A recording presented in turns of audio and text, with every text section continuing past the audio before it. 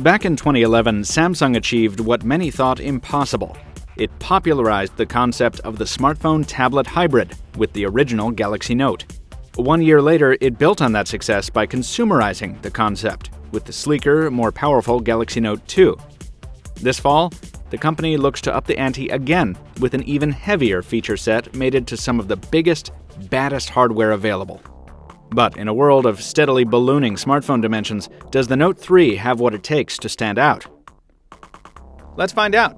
I'm Michael Fisher, this is Pocketnow, and this is our video review of the Samsung Galaxy Note 3.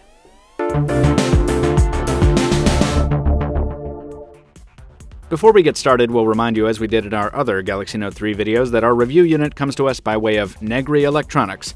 Be sure to visit them if you're looking for a Note 3 of your own, and be sure to follow Pocketnow on social media so you don't miss future coverage on high-end smartphones and tablets. As we noted in our video comparing the Note 3 with its immediate predecessor, Samsung promised that its latest phablet would come in slimmer, faster, lighter, longer, and larger than the Note 2. And this being Samsung, those apparently contradictory terms actually can coexist in the same device. Since 60% of that adjective dump deals with physical dimensions, let's start this review by taking a look at the Note 3's hardware. After a flirtation with wide radius corners and gentle curves, Samsung has returned to a more straightforward design aesthetic with the Note 3, recalling the days of the original Note and the Galaxy S2. Squared-off corners joined with the usual faux metal trim elements and a subtly patterned surface to deliver a familiar look on the front, but turning the Note 3 over reveals a welcome surprise. Gone is the glossy, tacky hyperglaze coating of old, replaced by a special battery cover made to resemble leather. It's a bit rigid and slippery on our white unit here, but the black version has a more rubbery texture that's easier to hold on to. In either case, you get the same custom stitching on the border, the same fine stripes on the sides, meant to represent the pages of a notebook. The motif may be a little on the nose for some people, but we like it. It helps set the Note line apart from the Galaxy S devices, making it stand out as something entirely different, which it really is.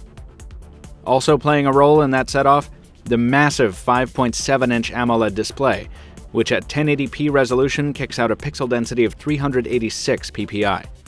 For a screen this big, that's a pretty hefty pixel count, and it combines with excellent color reproduction and customizable saturation settings to make this one of the finest panels around. It's squeezed so tightly into the Note 3's casing that the housing itself actually comes in smaller in nearly every dimension than the Note 2, and it's lighter as well, a remarkable achievement to be sure. But make no mistake, it's still a huge smartphone. One-handed use is possible, but to make the most of the phone, you probably want to keep both hands free, especially if you're using the new and improved S Pen, which we'll come back to in a sec. Samsung has always used the Note line as an opportunity to bring the highest end specs possible, and the Note 3 is no exception. Our unit, the SMN900, packs the so-called Exynos Octa chipset, but other versions run Qualcomm's Snapdragon 800 at 2.3 GHz. Either way, these are top-of-the-line systems, backed up by 3 gigs of RAM and either 32 or 64 gigs of storage, powered by a battery rated at 12.16 watt-hours. As usual for Samsung, that battery is removable and user-replaceable, hooray, as is the optional microSD card, which can accommodate up to 64 gigs of additional storage, hooray again. Rounding out the class-leading feature set is support for Wi-Fi ABGN and AC, USB 3.0 for faster charging and data transfers, an IR port for controlling your home media system, and a sensor suite that includes thermometer, hygrometer, and barometer. Finally, the Wacom Digitizer returns on the Note 3, giving the display the pressure sensitivity that makes the S Pen work. And Samsung's special stylus works better than ever before here. The Magic Wand has gotten a slight aesthetic overhaul and now fits into its silo in 2 orientations, and also the nub at its tip has been reworked to deliver a softer, firmer touch, which feels nice. And the pen now triggers the capacitive back and menu keys. But the real story is in software, where Samsung has instituted a new interface element called Air Command. The circular jump menu is straightforward and clean, and it packs equal parts useful features and a little bit of chrome. Applications like the system-wide search in S-Finder and the scrapbook crop collector are quite handy. Other functions, like Action Memo, seem better suited to showroom stunt than daily time saver, and the pen window action that lets you open apps in custom-sized windows is definitely cool, but it's less useful than Samsung's other multitasking feature. Fortunately, multi-window is still here, and it's been improved further. You can still run apps side by side on the big screen, and you can now copy and paste text from one screen to another using the more streamlined interface, which also now supports custom window presets. So if you always find yourself opening Twitter and YouTube together, you can now set a shortcut to open them both, which is a big time saver. The rest of Samsung's heavy UI layer is still here, and it's loaded with more features than ever. Whiz-bang stuff like air gesture, smart scroll, and smart pause have been ported from the Galaxy S4, yes. But more interesting is the addition of Samsung's Flipboard-powered My Magazine, which lives under the home screen. Its performance is quite slow. It takes more than a second to launch and several seconds to update, and out of the box it appears every time you hit the home button more than once, which is pretty annoying. But it's essentially an omnipresent Flipboard app, and as such, it's a pretty cool addition. Elsewhere on the Note 3, more of the same. Samsung goes out of its way to bring some value adds here, and some are really cool. We're happy to see the fitness monitor S Health make the cut, and Sketchbook for Galaxy is an incredibly powerful and fun app for use with the S Pen. Other areas, like the Me Too Samsung Hub content store and the various overdone memo apps, could use some refinement or retiring. In any case, here the good overrides the bad. The software add-ons are enough to cement the Note 3's position as the most useful phablet out there. Testing the Galaxy Note 3 over the course of 6 days in the greater Boston area was a near total pleasure in terms of overall performance. Of course, with the Exynos Octa chipset, our N900 had zero problems with even the most strenuous of games. Modern Combat 4 and Asphalt 8 ran without a hitch, with graphics rendered so beautifully that tearing ourselves away from the action to write this review was honestly tougher than usual. Benchmark results were similarly outstanding, and day-to-day responsiveness, barring the occasional jump or stutter, was usually swift and speedy. But the phone did hang on us twice during the test period, freezing on the home screen for no apparent reason and requiring a forced restart.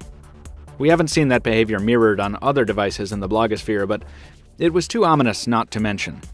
We'll test other variants of the Note 3 as we get them and report on the problem if it recurs. Phone call quality is solid on both ends on AT&T's 3G network, a big improvement over recent Samsung phones, with the earpiece producing crisp sound and the volume boost feature coming in handy for speakerphone calls which are otherwise too quiet. Even with maxed out volume, the Note 3's small speakerphone isn't as loud or as bassy as we'd prefer for media. Fortunately, sound through the earbuds is considerably better, and Samsung has built in its special Adapt Sound feature here to dynamically alter levels based on the ambient environment. On the camera front, the 13-megapixel shooter bolted to the phone's backside is a significant upgrade to last year's model. Samsung's versatile viewfinder software makes finding the right shooting mode very easy most of the time, and the result is photos that are nothing short of brilliant in the right lighting. We especially enjoyed the sports mode, with its faster shutter speed allowing for fast motion capture, and HDR and animated photo are always a welcome sight as well. Despite the narrow field of view that forced us to back away from our subject to catch photos, we enjoyed shooting with the Note 3 in broad daylight and well-lit indoor scenarios. But we're flabbergasted that the company has opted to remove its nighttime shooting mode from the menu, replacing it with a confusing smart stabilization option buried in the settings menu. If you don't have this turned on, be prepared for some really low-quality night shots. Once you throw the switch, though, things get much better. Video performance renders very sharp footage in 1080p mode. Our N900 unit here doesn't feature the 4K recording mode on other models. And the software stabilization is actually quite good, though indoor shots tend toward the noisy side. While it takes longer than we'd like to launch the camera software, it's worth the wait thanks to the various shooting modes and the relatively easy-to-use interface.